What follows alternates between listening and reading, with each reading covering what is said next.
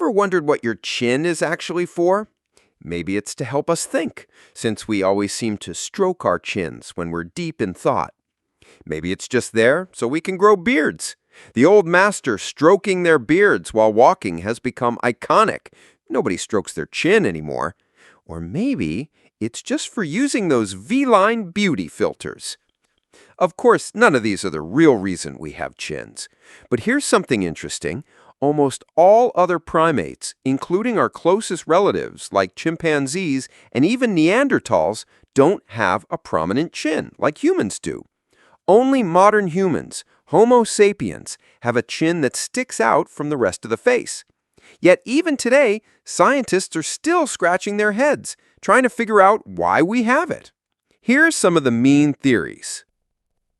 Mechanical stress hypothesis. This theory suggests that the chin evolved to help strengthen the lower jawbone, especially to withstand the stress and torque of chewing tough food. Sounds logical, right? But recent research has largely debunked this idea. The chin is actually not in the best position to absorb chewing forces. Speech hypothesis. Some researchers think the chin evolved to support tongue and jaw muscles as humans developed complex language. Maybe the act of speaking creates forces that require a more stable jaw structure.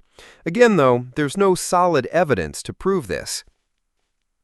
Sexual selection hypothesis. This one argues that the chin is like a peacock's tail or a deer's antlers, an attractive trait chosen by potential mates. A strong chin could signal health, maturity, or fertility. But again, the data to support this is pretty thin. The spandrel hypothesis, the most accepted one. This theory says maybe the chin doesn't actually do anything at all. Let's explain. Spandrel is a term from architecture. It refers to the triangular space created between two arches or between an arch and a wall corner. These spaces weren't designed for a specific purpose. They're just a natural byproduct of how arches are built. Evolutionary biologists Stephen Jay Gould and Richard Lewontin borrowed this term to describe biological traits that aren't directly caused by natural selection. In other words, not everything in biology is there for a reason. Some traits exist simply because they came along for the ride, as side effects of other evolutionary changes. These byproducts can later be reused, adapted, or just exist, doing nothing in particular. So what about our chin? As humans evolved from ancient ancestors to modern Homo sapiens, our faces shrank and flattened. This may have been due to changes in diet. Cooked, softer food meant less chewing, or to accommodate a growing brain and skull shape.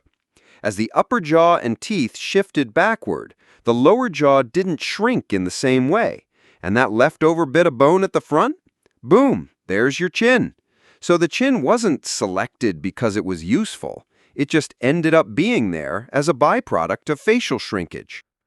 Honestly, this last explanation feels like the most convincing one.